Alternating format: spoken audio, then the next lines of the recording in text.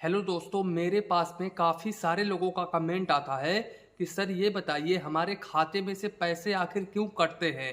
काफ़ी सारे लोग ये बोलते हैं कि मेरे बैंक का महाराष्ट्र के अकाउंट से 200 रुपये कट गए, यूनियन बैंक ऑफ इंडिया के अकाउंट से इतना रुपये कट गए, एसबीआई के अकाउंट से कट गए, पंजाब नेशनल बैंक से कट गए। तो आखिर ये पैसे कटते क्यों हैं और अगर कटता है तो क्या कारण है, और अगर डेबिट होता है हमारे अकाउंट से कोई भी पैसा डेबिट होता है तो क्या वो पैसा हमारे अकाउंट्स में तुरंत रिफंड हो जाएगा अगर हम कोई एप्लीकेशंस डालते हैं या फिर नहीं हो पाएगा। तो बेसिकली आज का ये पूरा वीडियो इसी के ऊपर होने वाला है। आप लोग देखो समझते नहीं हो कि आखिर ये पैसा डेबिट क्यों होता है। पैसा डेबिट होने का जो मुख्य कारण होता है वो आपके अकाउंट में बैलेंस ना होना।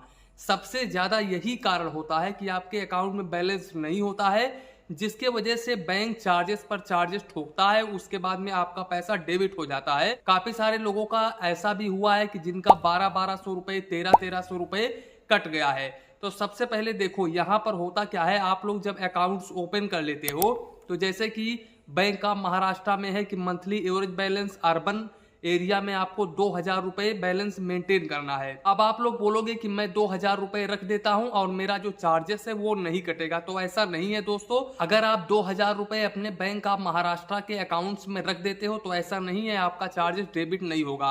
अब क्योंकि आपने 2000 रुपए मिनिमम बैलेंस तो रख दिया है, लेकिन आगे आप ये नहीं देख रहे हैं कि बैंक के और भी चार्जेस होते हैं, जैसे कि ATM card charges, SMS alert charges, या फिर आप कैश डिपॉजिट हद से ज्यादा कर रहे हैं।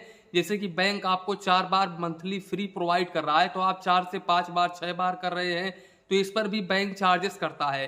तो होता क्या है यहाँ पर, आप जब 2000 रुपए बैलेंस जमा करते हो, मान लो आपने 2000 रुपए जमा करके ऐसे ही छोड़ दिया, उसमें कोई भी ट्रांजेक्शन नहीं किया, या फिर कोई अगर ट्रांजेक्शन किया ही तो तुरंत आपने पैसे डाले और तुरंत ही निकाल लिए, तो वो मिनिमम बैलेंस के कैटेगरी में काउंट नहीं होगा, क्योंकि वो तुरंत आपने डाला तुरंत निकाल लिया। तो यहाँ पर आपने जो 2000 रुपए रखा है वही काउंट होगा एवरेज मंथली बैलेंस में। तो यहाँ पर मान लो आपने 2000 रुपए रखा और 2 साल तक आपने कुछ भी बैलेंस एक्स्ट्रा नहीं डाला, आप ऐसे ही चलते रहे कि मैंने 2000 रुपए मिनिमम बैलेंस तो रखा ही है, मेरा कोई भी चार्जेस नहीं कटेगा, और आप कोई भी ट्रांजेक्शन करते हो जैसे कि यूपीआई के माध्यम से या फिर बैंकिंग सिस्टम के माध्यम से कोई भी ट्रांजेक्शन करते हो और उस अमाउंट्स को तुरंत निकाल लेते हो, तो वो भी तो मान्य नहीं होगा। तो ये मान के चलो आपने 2000 रुपए ही रखा है। अब ऐसे केस में होगा क्या कि जो ईयरली एनुअल चार्जेस कटता है, यहाँ पर बैंक का एनुअल चार्जेस होता है डेबिट कार्ड का 200 रुपए प्लस जीएसटी। तो 200 रुपए प्लस जीएसटी जैसे ही डेबिट होगा 2000 रुपए में से, वैसे ही यहाँ पर आपका मिनिमम बैलेंस डाउन हो जाएगा। अब मिनिमम बैलेंस जैसे ही डाउन होगा तो यहाँ पर मिनिमम बैलेंस चार्जेस भी डेबिट होगा। तो इस बात का आप ध्यान रखें। और एक बात यहाँ पर काफी सारे लोग ये भी बोलते हैं कि सर मैंने अपने अकाउंट पे बैलेंस रख दिया है लेकिन फिर भी मेरा जो पैसा है वो डेबिट हो रहा है, मैंने 4 दिन के लिए पैसा निकाल लिया था, फिर मैंने ज्यादा पैसा रख दिया, फिर भी मेरा पैसा डेबिट हो रहा है। तो इसमें होता क्या है, किसी किसी बैंक में एवरेज क्वार्टरली बैलेंस होता है और किसी किसी बैंक में एवरेज मंथली बैलेंस होता है। तो यहाँ पर अब होता क्या है, एवरेज क्वार्टरली बैलेंस में मान लो आपने 2000 रुपए रखा और 4 दिन के बाद में आपने पैसे निकाल लिया, और उसी महीने में यानी कि उसी दिन जिस दिन आपने पैसे निकाले उसी दिन आपका एवरेज क्वार्टरली बैलेंस का जो टाइमिंग है वो पूरा हो रहा है।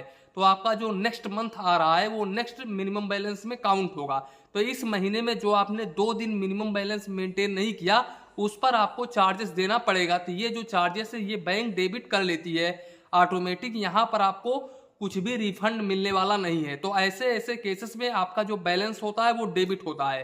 तो यहाँ पर देखो बैंक एक समय पीरियड निर्धारित करता है, जैसे किसी किसी बैंक में एवरेज क्वार्टरली बैलेंस होता है, तो एवरेज क्वार्टरली बैलेंस में समय निर्धारित होता है कि इतने से लेकर के इतने महीने तक का समय होता है कि इस महीने में आपको एवरेज क्वार्टरली बैलेंस मेंटेन करके चलना है।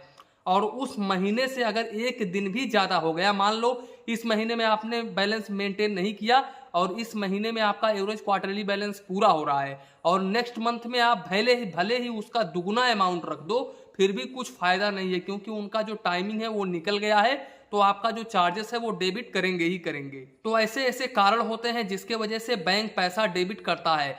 इसके अलावा मान लो आपने 2000 रुपए रख दिया और आपने 4 से 5 बार डिपॉजिट कर दिया, 6 बार 7 बार कैश डिपॉजिट कर दिया मंथली, और आपको ये पता नहीं चला कि मैंने मंथली कितने बार कैश डिपॉजिट किया, तो यहाँ पर अगर बैंक आपको 4 बार फ्री दे रहा है मंथली का और आपने 5 से 6 बार किया तो उस ट्रांजेक्शन के हिसाब से आपके अकाउंट में से चार्जेस पर चार्जेस लगेंगे। और जैसे ही ये चार्जेस लगेंगे वैसे ही आपके जो अकाउंट्स में मिनिमम बैलेंस रहेगा वो भी कम हो जाएगा, तो मिनिमम बैलेंस चार्जेस भी आप पर पड़ेगा, जिसके वजह से पैसे कटते रहते हैं। अगर आपको पैसे अपना नहीं कटवाना है, यानी कि आप चाहते हो कि मेरे अकाउंट से मेरा कोई भी पैसा डेबिट ना हो, तो आप ऐसा करो, आप अपने अकाउंट्स को मंथली टू मंथली चेक करते रहो। इसके अलावा आप कम से कम, अगर बैंक बोल रहा है कि आप 2,000 रुपए एवरेज मंथली बैलेंस रखो, तो आप उस बैंक में, उस अकाउंट्स में कम से कम 3,000 रुपए, 4,000 रुपए रखो, 1,000 रुपए एक्स्ट्रा ही रखो। और आप हर मंथ में ये चेक करो कि मेरा जो बैलेंस है वो कम ना होने पाए सिवाय ऊपर के। तो यहाँ पर अगर आप इस चीज को देखते हो, इस चीज को देख करके चलते हो, तो यहाँ पर मैं गारंटी देता हूं कि आपका जो एक्स्ट्रा चार्जेस है वो नहीं डेबिट होगा। इसके अलावा आप ये भी देखो कि बैंक में कितना कैश डिपॉजिट हमको फ्री मिलता है, हम कितना कैश डिपॉजिट मंथली कर सकते हैं। अगर आप मंथली से अधिक कैश डिपॉजिट करते हैं, यानी कि जो उनका जो फ्री ट्रांजेक्शन होता है उस फ्री ट्रांजेक्शन से अधिक कैश ट्रांजेक्शन करते हैं, कैश डिपॉजिट करते हैं, तो ऐसे केस में आपका जो चार्जेस है वो डेबिट होगा। तो आप इस बात का भी ध्यान रखें। इसके अलावा आप ये भी ध्यान रखें कि मेरा एसएमएस अलर्ट जो चार्जेस है वो चार्जेस ना रहे, मैं कम से कम फंड ट्रांसफर करूं ताकि हमारा जो एसएमएस अलर्ट चार्जेस है वो ना कटे। इसके साथ साथ अगर आप एसएमएस अलर्ट चार्जेस से बचना चाहते हो तो आप एसएमएस अलर्ट आप बंद करवा सकते हो। लेकिन अब यहाँ पर सवाल ये आता है कि अगर आप एसएमएस अलर्ट चार्जेस बंद करवाओगे तो ऐसे केसेस में आपका जो इंपॉर्टेंट मैसेज होगा, जैसे कि ओटीपी जो आता है, वो आना बंद हो जाएगा। तो यहाँ पर मैं आपको कहूंगा कि आप एसएमएस अलर्ट चार्जेस बंद ना ही करवाओ। इसके अलावा आप एटीएम कार्ड के जगह पर वर्चुअल डेबिट कार्ड चूज कर सकते हो। हालांकि यहाँ पर काफी सारे बैंक ऐसे हैं जो कि वर्चुअल डेबिट कार्ड प्रोवाइड करते हैं, लेकिन अगर हम बैंक ऑफ महाराष्ट्र की बात करें तो शुरू में आपको यहाँ पर डेबिट कार्ड लेना ही लेना पड़ेगा। बगैर डेबिट कार्ड के आप इनके मोबाइल बैंकिंग में रजिस्ट्रेशन नहीं कर सकते हैं। तो कुछ ऐसा पॉइंट्स होता है जिसके वजह से आपका जो पैसा है वो डेबिट होता है। आशा करता हूं कि आप समझ गए होंगे कि हमारा जो पैसा है अकाउंट से वो क्यों डेबिट होता है। तो इस बात को आप जरूर ध्यान रखें। अगर आप मेरी कही गई बातों का ध्यान रखते हैं तो मैं वादा करता हूं नेक्स्ट कमेंट में ये देखने को नहीं मिलेगा कि आपका जो पैसा है वो डेबिट हो रहा है। तो इसी के साथ में वीडियो समाप्त करते हैं। वीडियो पसंद आया हो तो प्लीज वीडियो को एक लाइक करिए और अपने चैनल फाइनेंस बैंकिंग को सब्सक्राइब करिए। मन में कुछ डाउट हो, कंफ्यूजन हो तो प्लीज कमेंट करिए। धन्यवाद, मिलते हैं नेक्स्ट वीडियो में।